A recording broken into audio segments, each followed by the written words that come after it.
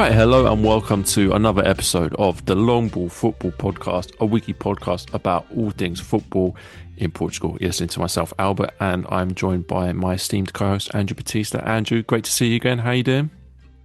Yeah, really good, man. Happy to sort of be back after a week off, even though it wasn't really um, planned. A lot happened last week in the league, so um, yeah, it's had quite a few ramifications. But yeah, otherwise, pretty good, man. Yeah, the league's really starting to take shape. I feel like, with the amount of games Big we've time. had played now, you can start to see all the different storylines emerging. Unfortunately, Kev can't join us this week. Kevin is out in Munich watching his beloved Sporting play Bayern Munich. Wish them all the best of luck. Hope they come back with a good result. And he doesn't end up drinking too many of those giant beers. You know, those ones that are like a foot tall. I mean, maybe if you're listening, Kev, stick to one of those, maybe. Just a little word of advice. But no, I'm sure we'll have some stories to tell next week when he comes back on the pod. But as Andrew mentioned, we're here to talk about all the action from this weekend's Primeira Liga. And there were some big games. They don't come much bigger than the Lisbon derby. Benfica played Sporting. And they played out a 1-1 draw in a game that it's fair to say was billed as one of the biggest and most exciting of the season. I'm not sure anyone can say it really turned into that. It was a bit of a disappointing game in the end. The lack of a winner, lack of more goals, probably the lack of quality, I think it's fair to say, in some respects, made it a bit of a damp squib. Sporting took the lead after being gifted a goal by Enzo Baranechea, but Benfica were able to rally themselves and get an equalising goal through Sudakov. Only 15 minutes later, the game remained 1-1 from that moment until the final whistle. It's a result that I don't think helps either team. It leaves Sporting 5 points behind Porto. It leaves Benfica even further behind that, and also having missed an opportunity to take points of one of their rivals if they're going to try and get their season back on track. The first two goals for me made it kind of start a bit promising, but yeah, it quickly descended into something very cagey, quite ill-tempered, and yeah, it really didn't make for the kind of Classico that I think we were hoping for. And it was really disappointing because before the game, the atmosphere in the stadium, the fans, you could Mm, tell they were really up for it. It looked amazing. And you could tell, well, I think everyone in the stadium thought this is going to be, a yeah. big game. This is a heck of a clash. And all the good attacking football, in my eyes, kind of happened in the first half. I Mhm. think once you get to the second half, it kind of died down. In that first half, obviously the Enzo mistake. It happens. I thought Enzo had a good game besides that one mistake. Yeah. That's what will sort of define the game for him. But I thought he had a very good game. Otherwise, um, I mean, I'll start with Benfica. I feel as if it kind of worked out the way Jose wants. He'll spin this to act like this is a good result. They're playing at home, but they took points off Sporting. They've taken points off Porto this season, so he'll spin that as an advantage, as progress, I guess. But also, it was a game that turned into a real Jose Mourinho type of game. The scrappiness, the inability to sort of play any good football, especially in that second half. They neutralized a lot of Sporting's great attacking players. There were some really poor performances, I think, particularly from Trincão, and I think Pot could have done better in this game as well. He had a couple chances. Um, so, I mean, I think it shows where Sporting are in the sense that we know how good they are, but when the individuals don't show up, they don't perform, and the team just struggle overall. I think Rui Borges was a bit lazy in the sense that he should have made some changes earlier. So he makes the first two changes, the 60th minute. He brings on Kenda and I want to say João Simões for Morita and Pot. That's a good positive change. And then he waits to the 85th minute to make more changes. So he gives 5 minutes for Alisson Santos and Ioannidis to do something. I just think that was lazy from him. He should have tried to do something earlier because he could see what was happening. It's not like Sporting were just missing. They weren't even creating chances. It was really poor in that sense. From a Benfica perspective, they were just they were physical. They were difficult to play against. They didn't create anything really positive. And I think what encapsulated the game and sort of Jose Mourinho's Benfica was that 88th minute sort of run from Jenny, and then Prestiani gets sent off. Obviously, that terrible tackle, really, really bad tackle. You could have hurt Jenny pretty seriously there. And while he's walking off after his red card, it's very rare to see a manager go and console his player. And yet Mourinho went up to him and he consoled him because that's what Mourinho's asked of these guys. When he got you, he kept saying they have to be more physical. They shouldn't be such nice guys. They need to be kind of tough to play against, and that's what they're becoming. Is it a good spectacle for fans or for, football lovers? No. But he got 2 points for Sporting, the champions, and that's what he'll stick with. Yeah, it's do you know what? It is really fascinating dynamic this game because, of course, you're right to point out, especially from Jose Mourinho's perspective, how his impact on the game and how the game became quite reductive, especially from Benfica's perspective about how to limit the opposition without Benfica didn't particularly offer much themselves throughout the game, and with the kind of the more negative aspects of the game with the red card and stuff. Although for me, still there was something different. There was still something lacking compared to previous classicals that we've had in the past. Normally, we're used to these games kind of descending into the chaos, the high intensity, and the kind of aggression. Perhaps I'm trying to choose the right words, which are things that we've also criticised in the past, but they are also kind of what makes these games what they are. I did feel like it was still kind of different.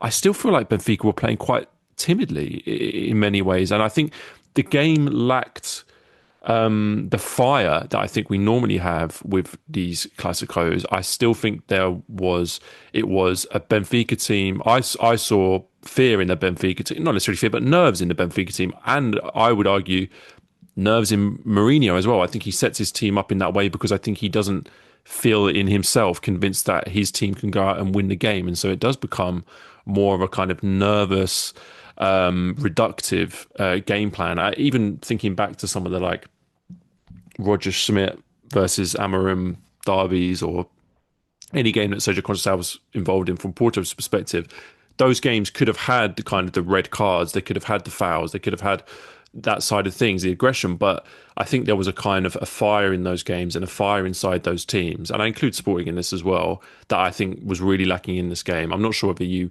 felt the same thing or whether you think there's a reason behind why that might be. Why are these kind of two teams, more Benfica than Sporting, but also Sporting to an extent, in this moment where they don't almost have the confidence to even go out and play the Clásico in that way that we've even criticised before, but it was better than this, where there is at least more of the fire, more of the passion than we saw in this game. Because, I felt that's what was what was really lacking. I didn't feel like any team.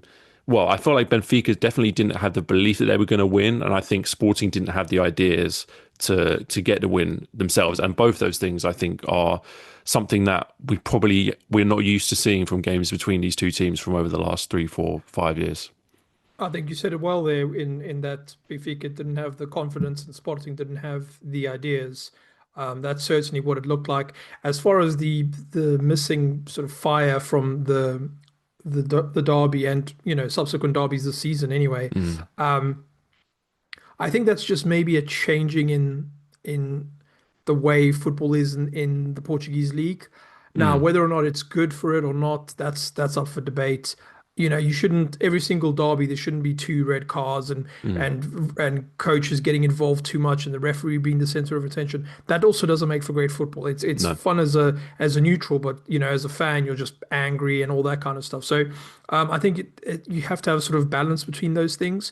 I think Porto this season it's quite clear that Ferriolis tried to take Porto away from that kind of the chaos and the physicality and that sort of thing. Although, they're physical in a different way and they cause chaos in a different way, but it's more controlled, it's more tactical. Hmm. I think Sporting with Rui Borges is it's hard to describe Rui Borges because sometimes you'll see that fire in him where he gets upset about something, but he does seem quite composed most of the time. I've never seen him lose it like No. really lose it, like kicking bottles or anything like that. And I think that's what he tries to instill into his team because he's got a very talented team. On paper, one of the best squads in the country. Now let's get to Benfica. I think all the fire sits with Mourinho, and that's Mm, how he's always been his whole career. He's not as confident as he used to be. He's getting older. He's learned blah blah blah all that sort of Mourinho stuff. But the team itself are a team that have taken quite a few lumps the last few seasons. Not a great squad. The squad's built kind of weirdly. We've discussed it. There's a lot of players that have come in this season that are still getting to grips with the league. Players that maybe had some high expectations, but it didn't really work. It hasn't worked out so far. I'm looking at someone like Richard Rios, who, Mm. when he came here, there was a lot of like, wow, here's the next guy, and he's just been there. He hasn't really lit the league on fire. Um, so I think it definitely lacked that fire, but I don't think it's a bad thing necessarily. If they could just focus more on the football side of it, because I think they're both good enough in Mourinho and Rui Borges to put on a better display than that. Yeah. One team decided early on that we're going to play for a draw. As soon as they got the equalizer, that scruffy Sudakov goal, they decided, you know what, we're not going to lose a point here. We're staying. We're gonna try and hold on to this. Sporting, on the other hand, they should have been able to get past Benfica and win this game. They weren't able to. I will blame Rui Borges in this case. I think he could Mhm. have done more early on.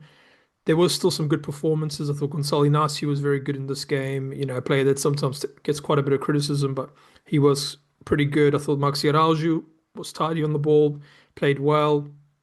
Gianni was good.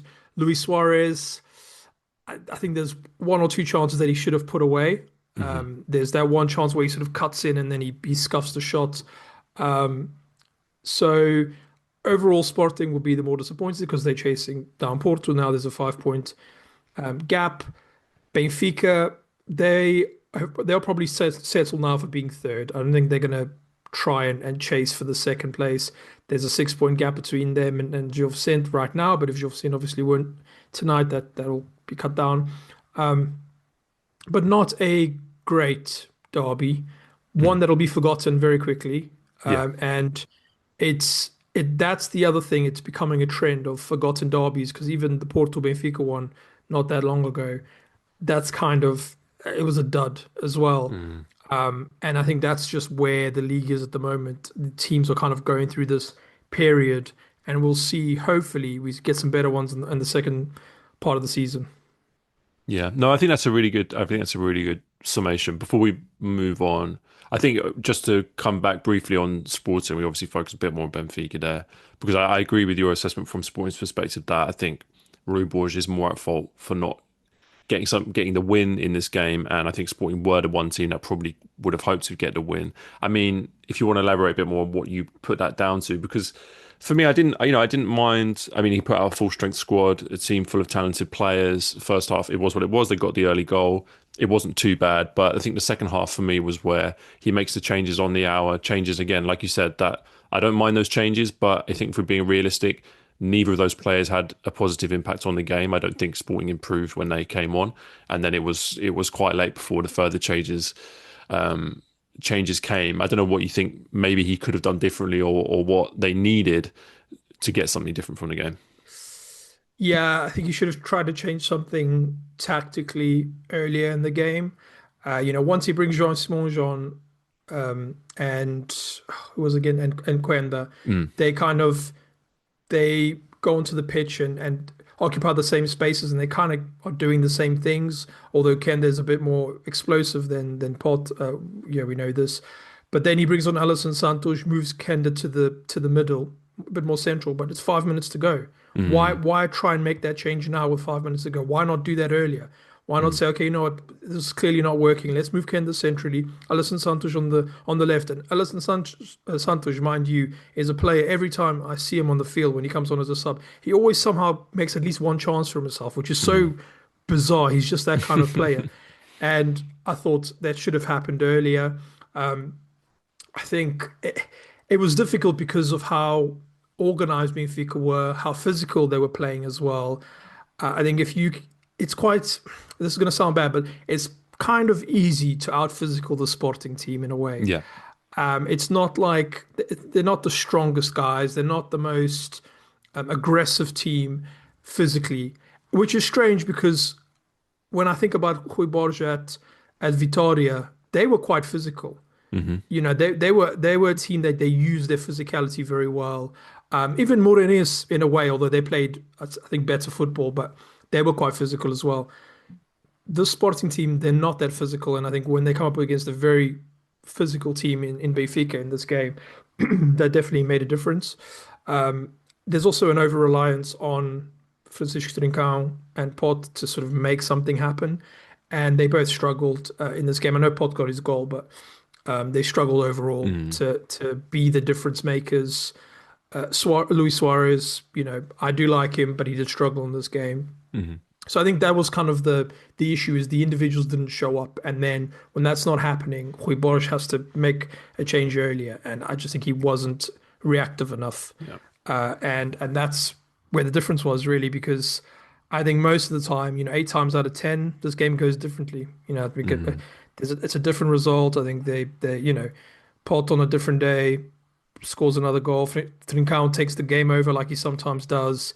It just didn't happen in this game. Yeah, no, very fair points. And the player that I think of a lot is Ioannidis. I just think when have we seen him have a real opportunity that Yeah. he's taken since arriving? It hasn't quite happened. But yeah, like you say, that kind of indecisiveness, perhaps, from Rui Borges is something that I think we've seen consistently since he was at Sporting. But yeah, we'll see how they bounce back from this result. Like we said, a very forgettable Classico, a result that doesn't help either team, and of course, the biggest winners from that result, Andrew smiling already, were Porto, who took advantage by beating Tondela 2-0 away from home, extending their lead at the top of the table in the process. I think you guys did have to toil through that first half a little bit. Neither side kind of got the breakthrough, but it was a rapid start to the second half. 2 goals in 5 minutes, including a bit of a howler, has to be said, from the goalkeeper for the second. I'm sure we'll be having nightmares about that, but it was what it was. And as we said so many times, Andrew, this season for Porto, most important thing, getting the 3 points, getting the win, as they consistently do, no mistakes. And it meant it was a great weekend for Porto in the end. It was. It's on the back of about 3 game weeks where every performance Porto looked worse. They looked Mm, tired. They looked a bit lethargic. They looked out of ideas, and they continued to get the wins, which is the important thing. But there was some criticism starting in the Portuguese fan base, or sorry, in the Porto fan base rather, mm, um, about Farioli and how he finds solutions to these problems because he seems to also struggle to come up with ideas when his one thing's not working, which is the sort of intensity and mm. the pressing. But in this game, I thought we played well. Tondela is a difficult team to play against. They're not, they they're not pushovers, although then they're a team that's in the relegation zone. But they are quite difficult to play against. They have a solid midfield, which did prove a bit of a difficulty to get past in the first half. But overall, I think it's a deserved win for Porto. I thought Samu was good. Mhm. He was trying his best. He was proving quite difficult for the defenders to deal with. Obviously, he got his goal. William Gomes, what I like about William Gomes this season and his development is he's starting to find some consistency, not from game to game, because that is still a problem where some games he's not so great, some games he is, but within the game he's doing the same things, Mm. and that's what makes a good player, is doing the same things consistently well every time, Yeah. pressing the same, trying to make the right passes more consistently. So he's getting a lot better at that. And then, of course, the goal was, very poor from Bernard Funch, who we've praised a lot this season. Yeah. Bernard Funch Uncharacteristic, I think. has been great. Yeah. So it's one of those things where it's like, he should have done better, but he's saved, he's been so good. And I hope, if Tondela go down, I hope we don't lose Bernard Mm. Funch in this league, because he's such a great goalkeeper. Yeah. But also the centre backs were really good. I thought, Bednarek, another good game, defender of the month as well, Absolutely. which is great. I think the big difference is when you see that Froholt, Varela, there's such a difference in that midfield when Varela's not there, and we saw that last week. We haven't spoken about the Estoril game, but when Varela wasn't there, you could see the huge difference in that midfield. It just doesn't function the same. And Mm. in this week, you could see him back in that position, moving the ball through the lines the way he does so well. A very important win in a period where we've been struggling, and we had to capitalize on this on Sporting dropping points. even though I wouldn't say we're at the peak of our powers, we've played better this season. But this is what happens sometimes. There's teams that win the league and they'll go through these kind of runs. It happened always. Yeah. It happens in the Portuguese league, the Premier League. We can, I'm sure, come up with a few examples. But overall, good performance. Tondela, what can you say about Tondela? Cristiano Bacci's just got days, what, 3 games in maybe? Yeah. So we don't know if they're good yet or not with him, but we know that they have a good squad of players, and I still think they play pretty good football, considering the change. But I still think they are pretty good, and I think they'll find a way out of this tricky situation that they're in. Yeah, I think there's a reason to be. It might sound like a strange thing to say about a team so low in the table, but I think there is still some reason to have optimism around Tondela purely because of the squad and the players. It feels like a more cohesive squad than some of their relegation rivals, and there is good quality in there. Obviously, very tough day when their most reliable player is making mistakes like that. It's going to be tough. I know they did have the ball in the back of the net in the first half. I did see some people suggesting it wasn't a foul or it shouldn't have been chalked off. I mean, I'm going to dismiss that off the bat. I think that was as clear a foul as you'll see any day of the week. So, perhaps things not going their way, but it was always going to be tough against Porto.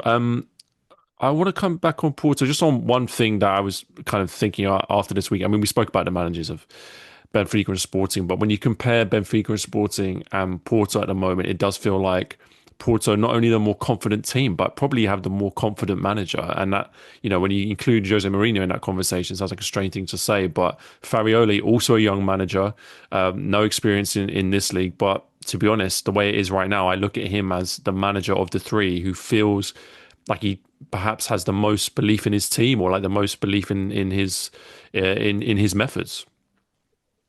What breeds confidence is winning. At the True. moment, Porto continue to win. I think that can change when, once there's a draw or a loss or something like that, and hopefully not. But I think that's helping him a lot. There were some games, I think last week was a good example of a game where he was out of ideas and he didn't really know what to do. And this is the concern for a young coach like Farioli, who has a very Mm. specific way that he sets the team up and what he wants them to do. It's quite difficult to find a solution. You almost have to rely on your individuals and players that maybe have a bit of magic. Mhm. That's why I liked Rudig Moura on the bench more than I like him starting, because he's a magic player. William Gomes is a magic player. He's a guy that can come Mm. on, and whatever was happening before, whether Pepe was in that position or whoever, the defenders got a whole different thing to deal with when William Gomes is on the field. Same with Rodrigo Moura. So, I mean, as far as Farioli goes, so far so good. He's been doing all right, but the confidence is coming from the winning.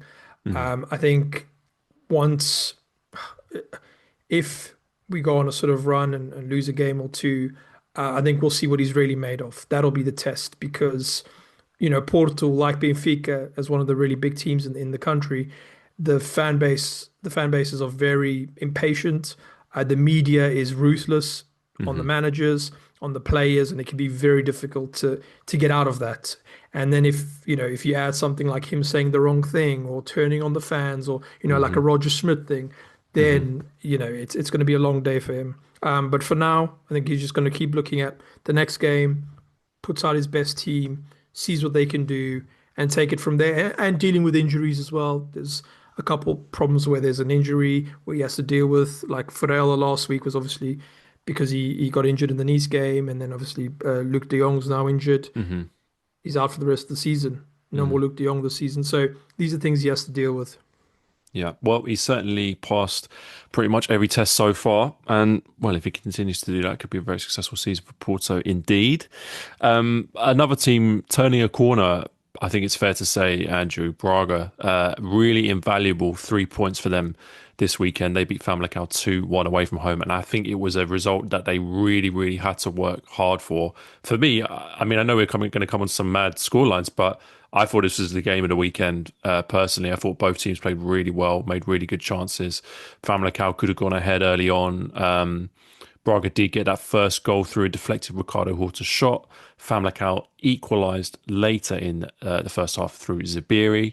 And I think it could have gone either way from that point, honestly. Braga did get that winning goal in the 72nd minute, but both teams created further chances. Famalicão could have easily tied the game with a crazy bicycle kick chance late into the match. Very entertaining. Braga, very good value for their win for me. Famalicão probably will feel quite disappointed at the end of the day that they didn't get anything out of it, which I think is a fair point. Definitely a huge result for Braga. Famalicão started the game pretty well. I thought they started better than Braga. They're the home team. You would expect that. But once Braga sort of started building up into the game and then the goal goes in, it's a little bit fortunate, but you take Yeah, what you can get. Overall, when I was watching this game, I thought the thing that struck me the most is these two teams need strikers that can score more consistently. I think absolutely. that's the big issue for both teams. Whether it's Pau Vitor, Fran Navarro, whether it's Sabiri, whether it's Elisior, all these strikers, they're okay, but they're wasteful. There was quite a few chances. Zabiri had a couple chances. I think he should have put away. Pau Vitor had two big chances, and I think this is going to be a Pau Vitor kind of thing. He's always going to be Hmm. this way. Hmm. Um, I think he just has that gene as a striker that he needs like six chances to score a goal. So there's both these teams could do with a good striker, and there's a really good striker that you have that desperately needs out. If anyone's listening from either of them, um, but I think overall, Braga probably deserved it. They seemed more in control. They dominated possession more. Famalicão, who play more direct anyway, they're not really a team that take possession and recycle it and play very pretty football in that way. That's not how they play. They're a lot more direct. They use their pace, their transitions. They use, the great delivery of like Gil Dias or Rodrigo Hmm. Pinheiro, Gustavo. So they use their players very well. And that kind of suited Braga because Braga love having the ball. They Hmm. love, passing the ball around. They're a lot more confident than they were. You could see that in this game, especially. Some of the sort of the patterns of play were really intricate and quite. You could tell they've been working a lot on this in the training ground. That bicycle kick towards the end, I really that was so Hornicek because Hornicek is Yeah, so good at being in the right place. Like I know. I don't know Yeah, how it's possible. There's so many saves where I'm like, how is he standing there? absolutely. How is that possible? But that would have been a real eyebrow raiser that if it went Mm. in. Overall, very good game. I agree, probably the best game of the weekend in terms of quality, in terms of well-matched teams, in Mm. terms of two teams that really wanted it. I don't think either team Yeah. was satisfied at any point. They kept going for it all the way to the end. And as for Carlos Vincent, who I've been very harsh on, Me he's too. he's found a way. Yeah, he's found a way to get this Braga team playing the way he wants. They are playing good football. He's also now got a proper starting 11 that he's starting Hmm. every game. I think that's so important. The experimentation is kind of over. Um, there's probably a few upgrades that this Braga team need, Hmm. but for now they're doing well. They've bounced back from their very difficult start of the season because I think in a different time, Carlos Vincent isn't even the manager anymore because Absolutely. we've seen so many managers sacked for way less at Braga. Yeah, I think he was one game away from being Yeah, sacked, realistically. But agreed. 4 wins out of their last 5 league games is great form. It's what we said a few weeks ago. They needed to bring the good form they'd had in Europe and in the cup competitions into the league. They've done that. And yeah, I think it's an interesting point you make about strikers for both teams. Kind of, it does feel like although Braga signed something like 3 strikers or Yeah. 4 strikers in the last 3 windows or something, they're still struggling to find a key striker. I was interested to look into Zabiri because I think he's only started 3 games for Famalicão this season. He obviously didn't start as the first choice striker. He has scored in their last 2 games, 2 goals in his last 2 games. So decent little patch of form for him. Interesting profile of player, young, good physicality. But yeah, he wasted quite a few chances in this game, which I think Famalicão will be disappointed by. One player, Angela, I want to bring up who doesn't miss chances and delivers every time. Ricardo Horta, once again, Man. showing why Yeah. he's one of the best players in the league. Influential throughout the game, creative. Obviously, the goal, bit of fortune, but still, he has to create that. the set piece delivery throughout the game caused so many chances. I think that's where the second goal came from as well, a ball in from him. Yeah. Just, I mean, I don't think it's any coincidence that Braga's kind of return to form has also kind of coincided with his return to the team and his return to form as well. Yeah, he's just so important to this team. He's certainly one of the best players in the league. He's their best player. He's probably Braga's greatest player ever, in Hmm. my opinion. The way he's such a leader on the pitch. You can see the confidence that the team have around him when he's there. They know that and he's a guy that will take a game by the scruff of the neck if he has to, which is great. He doesn't need too many chances. You don't need to, you make a mistake against Ricardo Horta, he will punish you. Hmm. And this is why he's been so efficient. He's been so good for Braga. A great player. I still wish we could have seen him maybe at one of the big three or somewhere else. He's going to go down as a Braga legend and a league legend, of course. But I'm always going to have that kind of idea of Ricardo Horta doing something else, in Spain or in Portugal. But I think so important to Carlos Vincent right now is keeping Horta fit because, as durable as he is, he's getting on in years and he can be kind of injury prone, especially muscle injuries, something that Hmm. he's always struggled with throughout his career. And it's very important that he stays fit because I don't think there's a direct substitute for him in that squad. I don't think there's anyone that can do what he does. Not No. even close. Maybe Salazar, but Salazar is a bit wilder and Hmm. he's not so positionally like disciplined. He's not as good at making something out of nothing and the leadership. You just lose that leadership without Horta. Yeah, absolutely. And yeah, like we said, a great return to form for Braga. They're up to, well, they're fifth in the table, which doesn't sound great on paper, but they're only 2 points off fourth. And, I know they're always striving to be higher than fourth, but I think considering the start to the season they had, it's not a bad place to be in with over 20 games of the season to go. So still plenty of time. Um, as I alluded to, a couple of more chaotic and mad games to come on to that we wanted to include. One of the craziest scorelines, well, the craziest scoreline of the weekend, and one of the most crazy of the season so far. Surprise, surprise! It involved Estoril, who just seemed to be involved in goal fests week after week. They played out a 3-3 draw with Moreirense. I mean, 3-3 is not a scoreline I associate with Moreirense in any any end of the spectrum. A game with huge momentum swings. Morin started the game in great form, scored in the second minute, almost got a second goal just a few minutes later. But Estoril were able to come back, equalised in the first half, and then yeah, the second half was where things really opened up. Two quick fire goals for Estoril at the beginning of the second half made it 3-1. They were cruising. They were playing great football. But again, I think not for the first time this season, they let their opposition back into the game. There was a second goal from Moreirense not long after Estoril's third, and then a 93rd minute equaliser from Luis Semedo made it 3-3. A mad game. Both teams had their moments on top. Both teams showed us how good they can be, but equally, I think both teams showed us that they have some weaknesses as well. And I don't know, I guess Moreirense will be pleased with a late equaliser, but I think on paper, this is probably not a result that either team should be too happy with.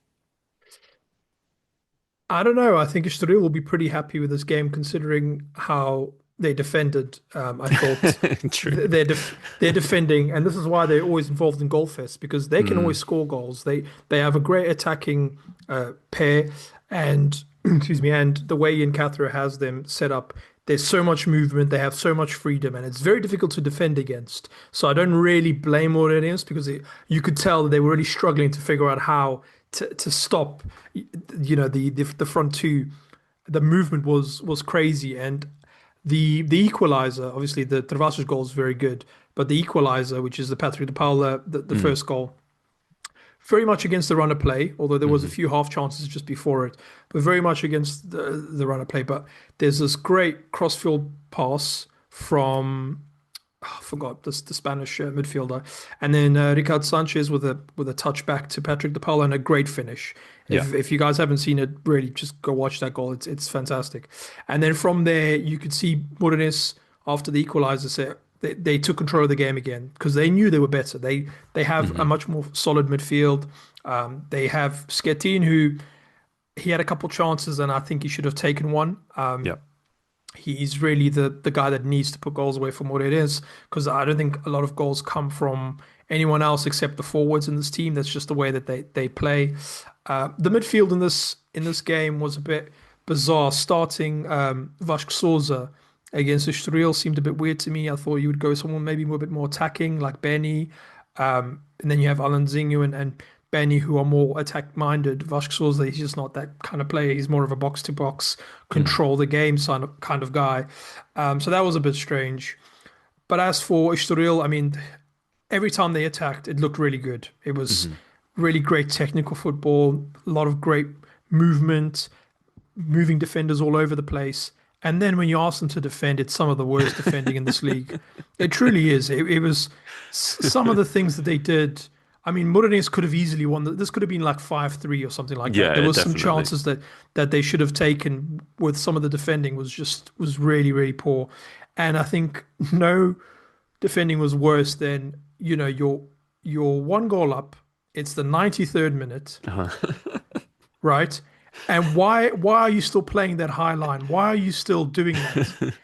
And then Luis Smith, who I don't think has scored a goal for Moreirense, I No. might be wrong, but I'm pretty sure he hasn't. Yeah. He just waltzes past everyone, puts the ball away, and I think that just shows you the naivety of Estoril and Ian Cathro. And I know Ian Cathro is going to say, "Look, I'm going to stick to my guns. I'm the attacking football guy. I'm the kind of I do different Mm. stuff, and my team has a lot of freedom." But you were 3-2 up against one of the best teams in the league this season in Moreirense. Just tell them, hey, let's sit back a little bit. Just Absolutely. use. And it was baffling to me. When I saw that, I was like, well, you know what? That's what you get. That's what you get. If you're not going to defend, you're going to concede goals.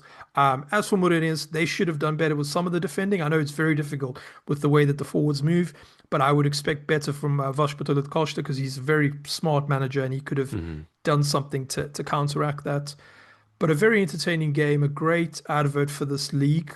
Um, the kind of games we want to see. We want to see a lot of goals. We want to see a lot of Mm. impressive goals because there were some good goals in this game. And Moreirense definitely the would be more upset with this result because they would have seen this result. Oh, sorry, this fixture and think, you know what, that's another 3 points for us.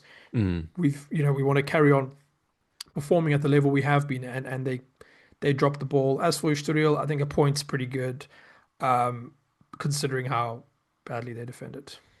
Yeah, no, that's a very, very fair point. And the thing that I kind of took from this game was I almost felt like Moreirense were almost sucked down to Estoril's level at times Mm, because they were yeah, guilty of some defensive weaknesses themselves, uncharacteristically so. And especially at the beginning of the second half. Although that said, I think some of the football that you pointed out from Estoril, I mean, the goal that Bulgari scores, the build up to that goal, just yeah, great. beautiful football. Yeah, There's not many teams in yeah, the league playing football like that. right. And you're absolutely right. Ian Cathro will point to his style of football and say, well, look, these are the results. We play great football. We score great goals. I think it's very worth remembering that Estoril have only won 3 games this season. This is Yeah, not a team that is kind of overperforming. And you compare them to Moreirense, and I said at the beginning, I don't associate Moreirense with 3-3 scorelines. I think that's because Moreirense, they've done really well this season and they've won a lot of games, but I don't think they've blown a lot of teams away in a kind of real gung ho way. They're quite a secure team. They're quite a solid team. That's always been what they're about.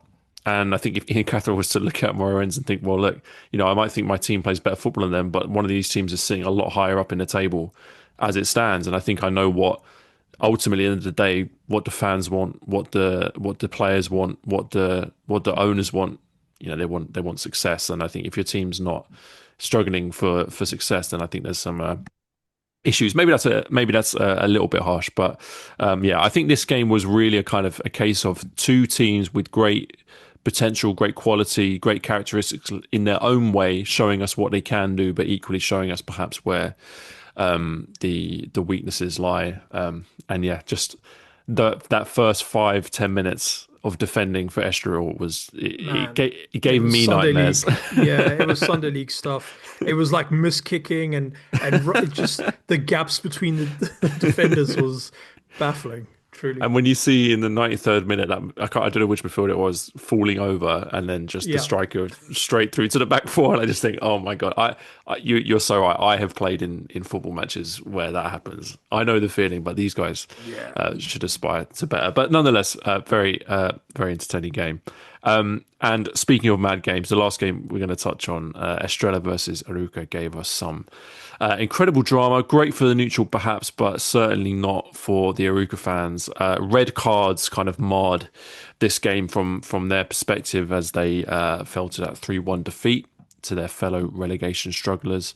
Alex Pinto was shown a red card for his foul around the half-hour mark. Estrella immediately capitalised with a goal a minute later, and then they got a second 5 minutes after that. Aruca, they did try to get back into the game. To, is it Taiki Fukui scored. He was incredible. He scores one of the goals of the season. Genuinely, Yeah. you'll struggle to see a better goal this season, and then very soon afterwards gets himself sent off with a worse tackle than Alex Pinto's, arguably. So Aruca down to 9 men. Estrella kind of cruised through the rest of the game, and they did get the third goal in the 88th minute. As we speak, Vasco Sciabra is still in a job, but you sense that might not be for much longer after this. It's tough because on the one hand, you could say things went against them with the red cards, but ultimately, I think you have to say they were not unlucky red cards. They were fully deserved red cards. And I think even with the way the game panned out, I think when they were down to 10 men, I personally thought they looked defeated. The players. It doesn't look like a team. Naturally, it doesn't look like a team playing with much confidence. But I think, when things aren't going your way, you want the team to kind of galvanise and put up a fight. But that, for me, was a little bit lacking. But I think that comes from Vasco Seabra, who Mm, maybe is losing the fire a bit at this point. I think he yeah, probably knows the writings on the wall. It's very difficult to turn something like this around as a yeah. manager when your players start to play the way that they've been playing recently, conceding the amount of goals that they're conceding. And it's okay if you concede a bunch of goals, but you've got to score a bunch as well. And that's what Hmm. we associate with Vasco Seabra is attacking football and brave Hmm. football, and organized football as well. And that didn't happen at all in this game. They were pretty bad. Estrela were good, and Estrela have been good a few times this season. They've got some interesting players. Sidney Cabral, another good game. We saw Jovan start again. Jovan Cabral, who'd been on the bench for a bit, he had some injury problems. Kikaj, another goal. Kikaj has been good this season for Hmm. Australia. He's scored Very quite a good. few goals, and he's just a nuisance. He plays. He's not very tall. He's not very fast. It doesn't really make sense that he's scoring goals. He's kind of like a strange striker, but Yeah, he's always in the right place. He seems to give defenders a very hard time. He knows what his team are doing as well in attack. Um, and Rodrigo Pinho, the big man, comes off the bench. 34-year-old Rodrigo Pinho. I hadn't seen him in a while. yeah, Comes on, scores the third goal. Very good result for Estrela, who are on a pretty good run. Of maybe not like consistent run, but they've got quite a few wins this season, and they've been scoring goals. As for Roca, yeah, sorry, Vasco Seabra. I think we love you, dude, and you'll be back for yeah, sure. But I think it's time, and I'm sure they're having those conversations right now in Aroca. The squad on paper is not bad. They've got some good players. We've seen them play well this season as well. hmm It just seems like they can't defend. They lose sight of what they're trying to do. They don't create a lot of chances anymore. Although early in the season they did. That's died away. Um, the Fukui goal, I agree, is fantastic. Great goal. His tackle for the red card is as bad as the goal is good. They're like yeah. on It's the a same good way of level. putting it. The tackle was really bad So tackle, bad. and But I did you mean, notice the ref didn't even did the ref not even yeah, give it at the time? I couldn't believe he didn't even no, blow for a foul. He waved yeah. play I on. think I I couldn't think from believe it. the angle, it's probably hard to really see how Yeah, bad it is. yeah, Um, and it's a shame because obviously after that goal, you think, oh, maybe they'll do something, and then you get a red card, and then that's it. yeah, Um, Overall, a good result for Estrela. Another good game on a weekend of very good games. Estrela go away the happier. as for Aroca, I mean, they are also in sort of the relegation zone. They're not in the relegation zone, but it can Yeah, happen very quickly. yeah, If you look at, let's look at the table here. They're 17th, so they're 9 points, but there's two other teams with 9 points. mm, So you can kind of get out of it, mm, or it could get worse if Tondela get a result and Casapia get a result. I yeah, mean, I don't know. I don't think Casapia is going to get a result anytime soon based on how they've been playing the last couple of weeks. But um, I think it's quite difficult for Vasco Seabra at this point. And I think we're probably now at the point where we can start speculating. If he goes, who comes in? Who can come in? Who can fix yeah, this? Do you know what I mean? It's yeah. so difficult to even think of how they're going to get out of this because the last thing you want is to see a team like Aroca go down, a team that historically have done well in this league. They've Mm. always produced some interesting players, some good football, some good results against big teams, and it's a shame to see them in this state. And I also, mean, my pick this season for surprise of the season was Aroca on our Portugal.net. true. Yeah, and I was so wrong. Well, it depends what you mean by surprise. We didn't. It didn't have to be a That's good true. surprise. That's true. Surprise is just how bad they've been. No, but do you know, Yeah. I think it is a tough one for Aruka as well because they've had great success doing Yeah. the kind of the same thing that they're doing now, not too dissimilar. Putting faith in an ambitious manager, making interesting signings, and looking for players where other teams don't look, and it has worked for them. And when it worked, we were all like really ready to give them loads of praise and say, "Oh, it's great what they're doing things differently, and trying to compete in this league by doing things in a different way." So it feels a little bit. I don't want to turn around now when it's not working and say, "Oh, they're making mistakes," because I don't think they've actually changed what they're doing. But it's such a big difference when you look at Aruka when it's going well and when you look at them when it's going wrong. Because when it's going wrong, it looks bad because you just got this Yeah. team of really disparate players. It seems to really, really lack cohesion. And when you don't have the leadership from the manager, it does seem to be going south very quickly. And I wonder what their kind of strategy will be because, as you say, the advantage is that they're not cut adrift by any means. It would only take a short run of good form to kind of make their league position look a lot healthier.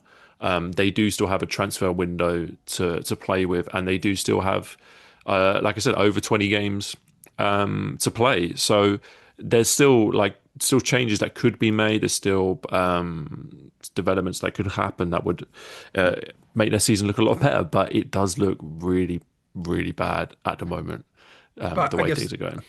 I guess the question is, do you trust Vasco Seabra? Do you say, okay, let's see what he can do. Let's keep him on until at least the end of Jan. Let's try and bring one or two players in. I don't know who, but someone to try and um, solidify things. But keep Vasco Seabra on. Maybe he'll turn it around because yeah, it's maybe not as bad as it could be, but it is still pretty bad. Mm, And I think it just depends on what their goal is this season. If they say, you know what, let's keep him on, let's see, and maybe it's just a case of a bad run of form, and eventually it's all going to sort of click into place, and everyone's going to be doing what they need to do, and suddenly we'll have some good football because we've seen them play good football even this season. We've seen them play good football, absolutely. and yet it's just kind of fallen apart. I mean, I'm looking now at the kind of list of their five most recent managers, and obviously Vasco Seabra, then Gonzalo Garcia, obviously a kind Yeah, of a young pick from Spain, Daniel Souza again, who at the time I don't think was a well-known name, and that was a kind of left field pick, and then before that Daniel Ramos and Mando Evangelista. So they have had those more pragmatic managers. I think of Ramos, Evangelista, perhaps in that way. So it might not be too alien for them to go down that route again, but it does almost feel like perhaps an admission of defeat if they were, which would be a shame. But definitely, I think it would be a disaster for them to go down, considering the work that they've done in recent years. But they have by no means any like God-given right to stay in this league. So if they're going to stay in the league, then they really have to buck their ideas up. Just to end on a slight positive, of course, good result for Estrella. The flip side to saying Eruka are unfortunate was saying perhaps Australia were a bit fortunate themselves. I mean, Kikish's goal was by far the worst cross I've seen this yeah, season. Terrible cross, finds its way into the top corner, and they go from there. But I completely agree with you that they haven't looked. They don't look like the worst team in the league at all. And I know this is a team with a kind of less resources, smaller budget, but they definitely have a lot going for them. They have a lot of interesting players, a lot of good players, and I'm pleased to see them win. And they might not be aiming for the top four, top five, but I really think there's a kind of a good season to be had for Australia if they want it. And if Kikic is top scorer at the end of the season, I will be the first to eat my words when it comes to him. I mean, they they are 13th at the moment, 14 points, 3 wins, 5 draws, 5 losses. Now, we've seen Australia really struggle in this league over the Yeah, last few years. yeah, Even right now, as it stands, this is very good. 3 wins. We've still got 20 games to go, over 20 games to go, and I would say even right now they'll be looking at it saying, you know what, we're doing pretty good. We can build on that, but they have to sort of keep their squad together, keep everyone fit, and keep doing what they're doing because it's working. It yeah, is working. They've got, I think it's Porto next, so hopefully they don't keep it together in that game. But from then onwards, Moreirense, Famalicão, so actually 3 tough games back to back, and then they've got Braga. Oh man, that's a tough run for Australia. yikes, That's a tough run. They needed these 3 points then really, yeah, because that is a very tough run for them, and it's a good indication of how quickly things can change because that's I just said 4 games. If there's a few results in there for some teams below them, they could suddenly find themselves, further yeah. down the table because that's just how it goes in this league. Absolutely. But the attitude for them surely has to be to like stay focused, know that they're not going to win every game this For season. But sure. even a season where they get, 30, 32, 33 points in a season, I think would be surely like a healthy season for a team like Australia. They won't be going down with a points total like that. So, yeah, it doesn't have to be spectacular, but I think if they can kind of build on the good work that they're doing, then they can be happy with what they do this season. All right, well, I think we will leave it there for this week. Another weekend in the best league in the world. Mad games, mad fixtures, mad results. But that's why we love it so much. We'll be back, of course, next week to discuss all the action from next week's Primeira Liga fixtures. But until then, it just leaves me to say thank you very much for listening, and we'll see you next week.